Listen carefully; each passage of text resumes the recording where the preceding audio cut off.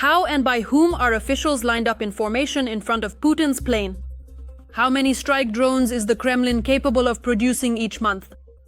Medvedev at the Finnish border spoke about security guarantees for Ukraine for the first time in 32 years. Russian eggs, USA. Instead of bank transfers, bags of cash. That's how the Kremlin solved the payment problem.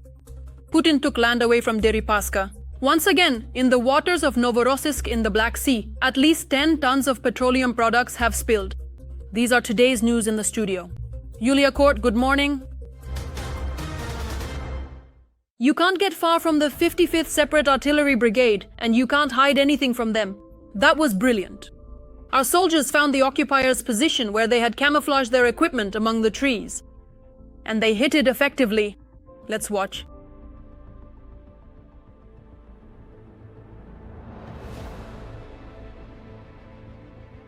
And how about this?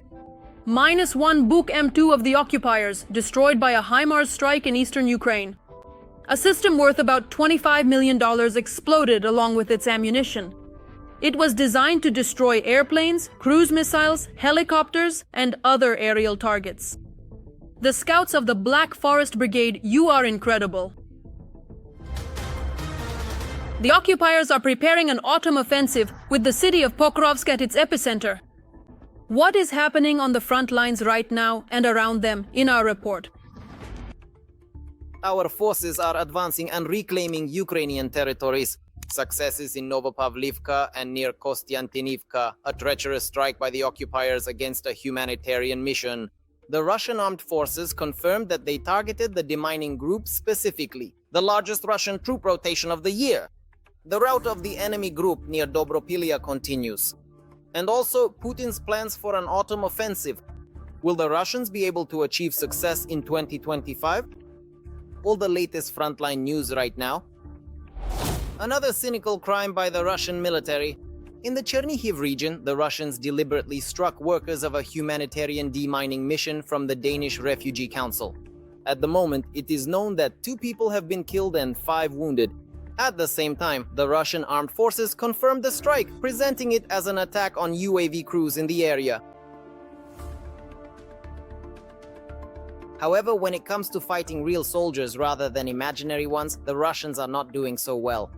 The hottest front in recent months, Pokrovsk, is holding out and giving a worthy response to the enemy, according to Ukrainian command. Attempts to encircle the city are also failing completely day after day. The effort to outflank Pokrovsk from the west also could not be revived, despite Russian tactical successes in the villages of Udakhne and Kotlina. Similarly, on the western flank, the Russians were unable to enter the territory of the Dnipropetrovsk region. It is worth noting that the offensive here is purely for propaganda purposes. The Russian command wants to claim control over a part of the region where even in 2022 not a single Russian soldier had set foot. However, at least in the Pokrovsk direction, the Russian armed forces have not succeeded, despite many months of attempts to reach the administrative border with endless assaults. Even the reserves brought in from the north are not helping the Russians achieve their objectives. As a result of the largest regrouping this year, tens of thousands of additional Russian troops were transferred to the Pokrovsk area. This weakened the Sumy direction, but due to constant failures, the occupiers had already lost interest in it anyway. In the Sumy direction, the defense forces of Ukraine have seized the initiative. At the moment, the maximum depth of advance by Russian occupation forces is no more than 4 to 5 kilometers. The defense forces of Ukraine are successfully deoccupying settlements in the Sumy region that had been under the temporary control of the Russian Federation's occupation forces. And at this point, even in Russia, they are forced to admit that their plans for the Sumy region have completely failed. This is precisely why the 155th Marine Brigade units are being redeployed back to the Pokrovsk direction. Meanwhile, the newly arrived reserves have already been inspected by the Ukrainian armed forces. For example, the other day, 4 fighters from the Scala unit managed to capture twice as many enemies on their very first combat mission. That is almost an entire squad of occupiers. So our exchange fund has been replenished with 9 Russians. They told me to serve, drop your weapon, take off your gear, take off your gear. Today, don't make any sudden moves, sit still, everything will be fine. They treated me calmly and gave me some water to drink. They gave me a little bread. Another area where Russian prisoners are now counted by the dozens is near Dobropilya. The salient that the occupiers managed to create has been cut off. and there is no prospect of success for the enemy there. We can already say that the exchange fund of Ukraine's defense forces has been replenished by more than 60 Russian occupiers.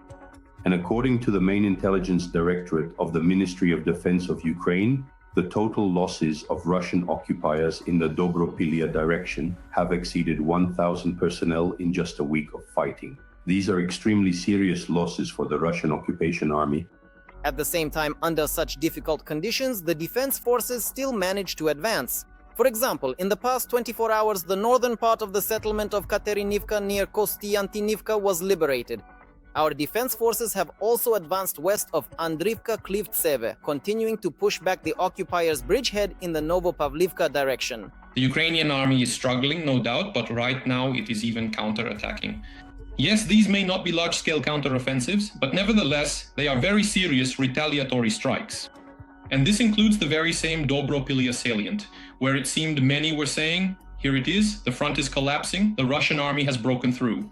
But no, the Ukrainian armed forces counterattacked, stabilized the situation there, and now the movement is going in the opposite direction. And experts say that the Russians have no prospects for significant success. For example, analyst Pavel Narozhny believes that for the Russian army to advance now, they need armored vehicles. Otherwise, small infantry groups have virtually no chance. However, the Russian leadership is not providing infantry with equipment, and there has been no air support at all for about 6 months now. The use of Su-25 aircraft, which used to operate right near the front line, has almost completely stopped. The use of helicopters has also practically ceased. And if they are used, they are also used from a very long distance. Or it's just some kind of demonstration firing to make a video for Aria Novosti or TASS. In other words, overall, Russia stopped risking its aviation quite some time ago. And in 2025, these risks are practically eliminated. At the same time, the Russian press continues to talk about a victorious autumn offensive. According to Vitaly Gizak, commander of the 423rd Battalion of Unmanned Systems, it will be even more disastrous than the summer offensive. After all, with the arrival of cold weather, there will be no so-called greenery, which means enemy troop concentrations will become more visible, something our drone pilots are already eagerly anticipating. The enemy's offensive priorities are clear today. Let us also add, of course, the activity and the very difficult and extremely challenging situation in the Lyman and Siversk directions. We are also seeing a difficult situation in the Kupiansk area. Of course, we are talking about Zaporizhzhia as well, because in Zaporizhzhia the enemy is actively using, let's say, diversionary actions. But the main focus is Donetsk region. Donetsk region is a priority for us as well. And not just on the front line, but also in the rear, as was recently reminded to the occupiers in the city of Selidov, where an entire ammunition depot was blown up right under the nose of the Russian command. The Kremlin does not want any foreign troops to be present on Ukrainian territory as part of possible post-war security guarantees. The Russian Foreign Ministry spokesperson, Maria Zakharova, stated that the deployment of military contingents from foreign countries is fundamentally unacceptable, and Moscow categorically rejects any such scenarios. Earlier, Putin's press secretary Dmitry Peskov said that the appearance of European forces in Ukraine would be regarded by Russia as an expansion of NATO's presence. These repeated refusals by the Kremlin of Western security guarantees are part of Russia's demand to have veto power over any Western security guarantees for Ukraine. This is reported in a study by the American Institute for the Study of War. Among the countries ready to send their troops are the United Kingdom, France, the Baltic states, the Netherlands, and Australia. President Volodymyr Zelensky stated that thousands of Western military personnel could potentially be deployed as part of Ukraine's post-war security guarantees. He said this during a joint press conference with the President of the European Council. We have a concrete plan to provide guarantees to Ukraine when peace comes. With the participation of 26 countries, each will help in different ways. In close cooperation with the Ukrainian army, with the support of the United States and we are not yet ready to talk about all the details of the security guarantees, although we do have a plan. There will be protection of the skies and the sea, and the deployment of 10,000 peacekeepers in Ukraine. This will definitely happen, not in single digits, but in thousands. And that's a fact, but it's still too early to talk about it. In the Russian Federation's army, the number of deserters is catastrophically increasing. Driven to the front, forcibly and foolishly signing contracts, Russians who have tasted the horrors of Putin's war and the cruelty of their commanders are abandoning their weapons and fleeing, even at the risk of ending up in prison. But at least they managed to stay alive. More on that in our story. The number of deserters in the Russian army has at least tripled over the past 2 years. The Go to the Woods project, which helps people avoid mobilization in the Russian Federation, has published statistics on requests from those wishing to desert from Putin's army.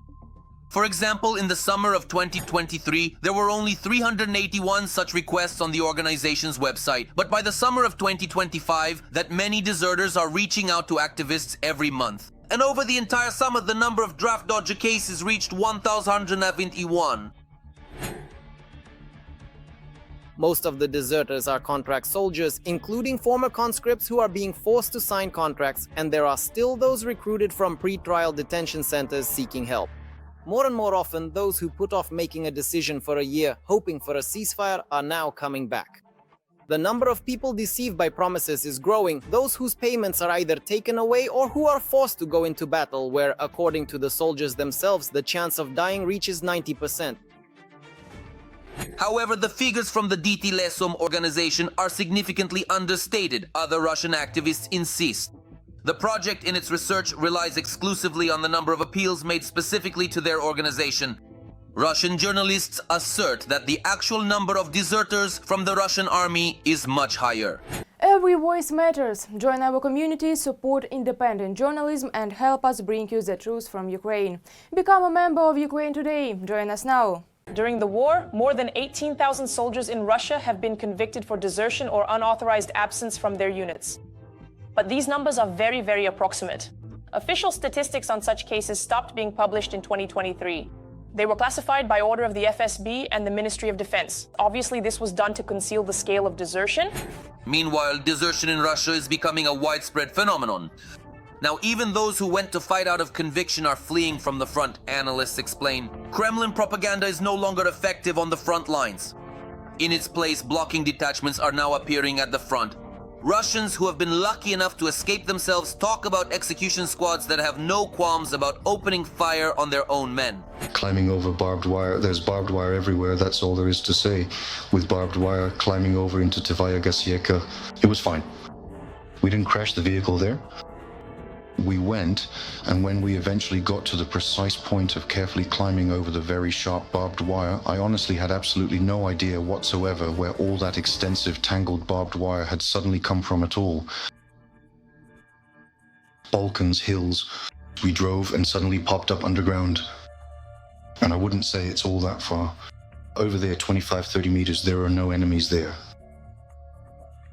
We slept, somehow got up, but I think we managed to save ourselves on the side. We just saved ourselves on the side because something flew right past us, but I didn't notice. From the fact that in the long run, they fired directly at us. Of course, we didn't hover over them. Because of the machine guns, we fired back, then sat down, finished them off, checked, and fired some more shots. Well, then we flew on. Georgy was lucky. After many months in hiding, he was finally able to leave Russia. However, not everyone is so fortunate, admits the former mobilized soldier.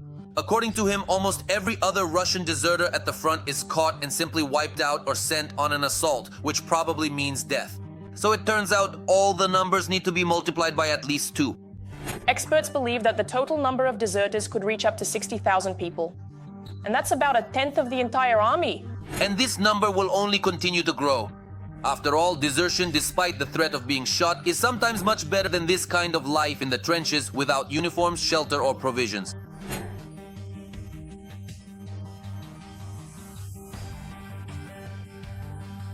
And so, what is there to be surprised about when entire penal battalions and units made up of terminally ill soldiers are being formed in the Russian army? These are separate units consisting of servicemen with HIV, hepatitis, tuberculosis, and other serious illnesses. Such soldiers are sent to assault units along with deserters and those who do not want to fight for Putin.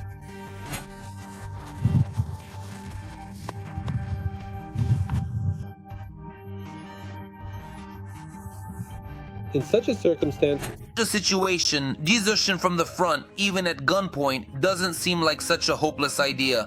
On the contrary, as activists from the Go to the Woods project assert, fleeing becomes the only sane alternative in Putin's army. And so, analysts say, the number of deserters in the Russian armed forces will grow exponentially.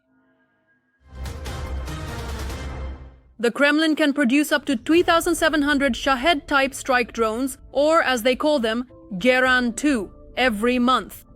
This was reported by Andriy Yusov, a representative of the main intelligence directorate of the Ministry of Defense of Ukraine.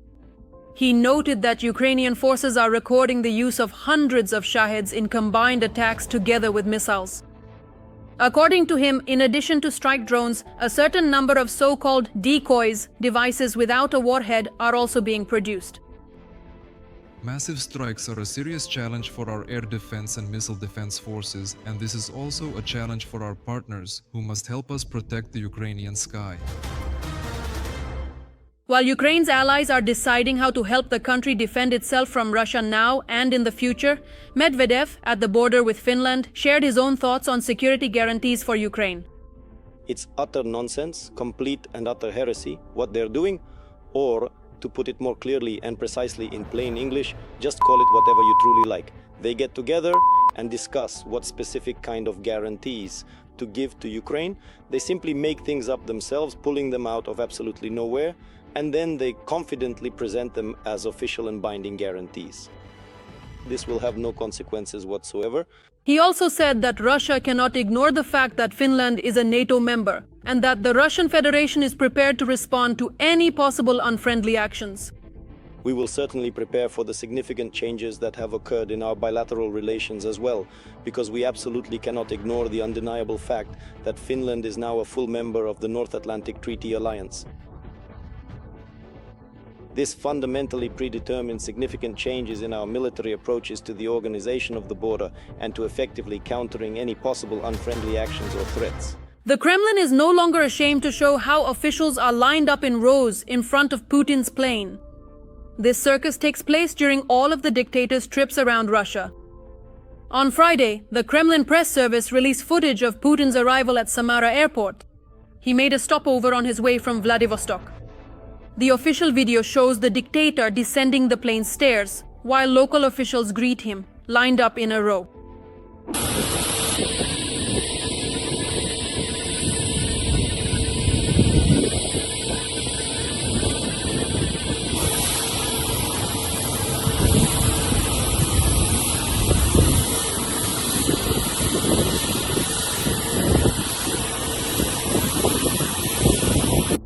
This is already the third consecutive regional trip by Putin accompanied by this kind of reception format. Last year, a row of greeters was also lined up during Putin's August trip to Chechnya.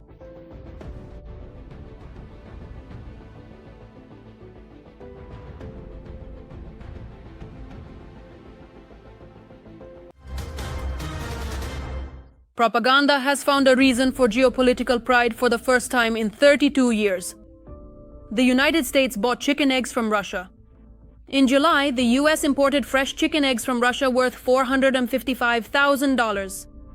At the beginning of the year, the country faced an egg shortage and prices soared due to an avian flu outbreak. Egg prices in the US ranged from $3.50 to $6 per dozen. In some stores, eggs were sold with a limit of no more than 2 cartons per customer. Ukraine offered to sell its eggs, but America chose to buy them from Putin.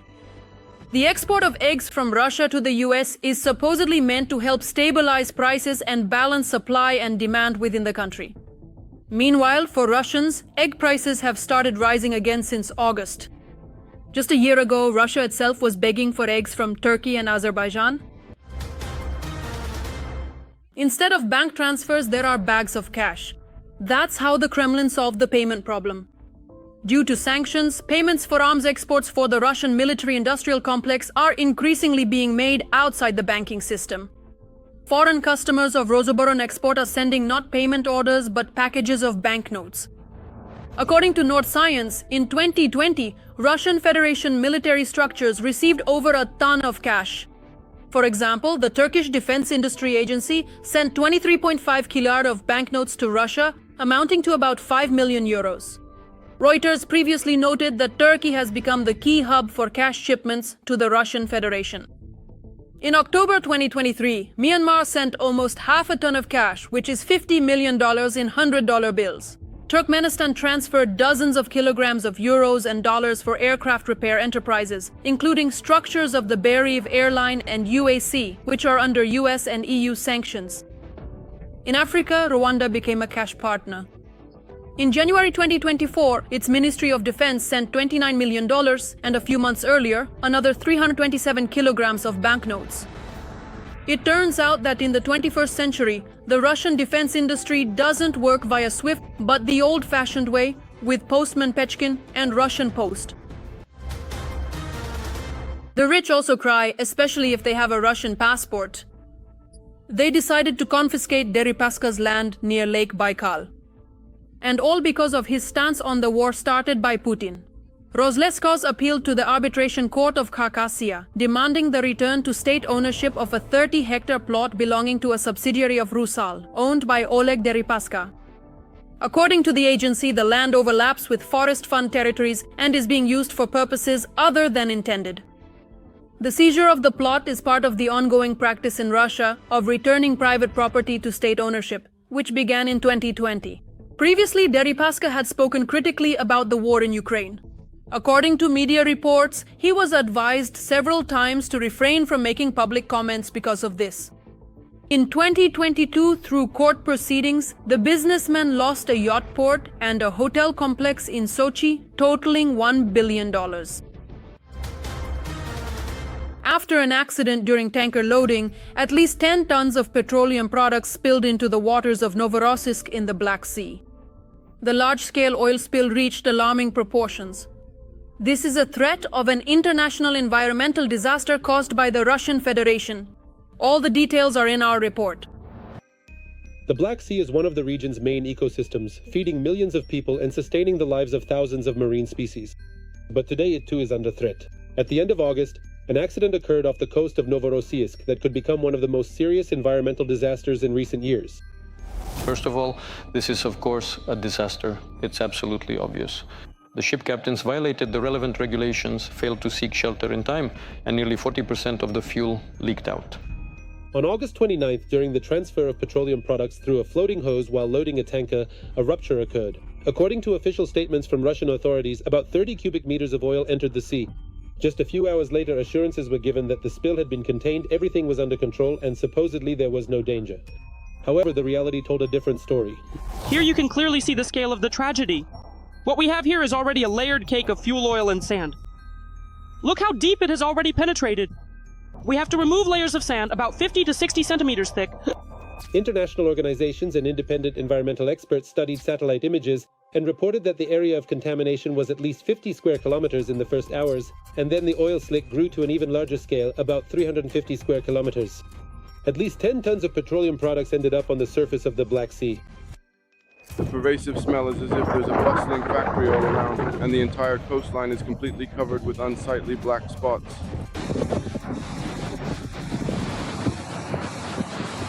This is simply an environmental disaster. Driven by currents, it is gradually moving toward the Kerch Strait, threatening the coast of temporarily occupied Crimea. Already today, experts are recording the spread moving specifically into this area. This means that in the near future, the pollution could reach the shoreline, affecting beaches and resort areas. That's the situation. This is my first launch.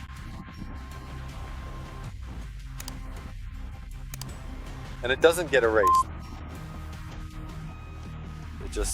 The consequences for the ecosystem are simply enormous. An oil film, even if it's less than a millimeter thick, blocks oxygen from reaching the water. As a result, fish, mollusks, and other marine organisms die en masse. Fuel oil is the residue left after oil distillation. In other words, it's a heavy, what we also call a bottom residue. After all the volatile fractions have evaporated, what's left is a heavy, oily liquid rich in asphaltenes containing a lot of sulfur, nitrogen, and heavy metals. So that's what fuel oil is. That's exactly why environmentalists are sounding the alarm. What the Russian authorities call a localized incident is, in reality, turning into a regional catastrophe. The oil doesn't stay in one place, it moves, spreads, and cleaning it up in the open sea is extremely difficult. Today, international organizations are demanding that independent experts be allowed in to assess and eliminate the consequences, but the Russian side continues to claim that the situation poses no threat. Meanwhile, satellite images and monitoring data show the opposite. The pollution is increasing. What will happen next? If cleanup measures are not taken soon, the consequences will be catastrophic not only for nature. Other sectors will also be hit. Tourism, fishing, the economy, all of this depends on the cleanliness of the Black Sea. That's all for now. I know that many of you are watching us from outside Ukraine. Let us know in the comments where you're from. And do many of your fellow countrymen support the Ukrainian people in our just struggle against the occupiers? Also, subscribe to the channel and give us a like. Now I'll hand it over to my colleagues.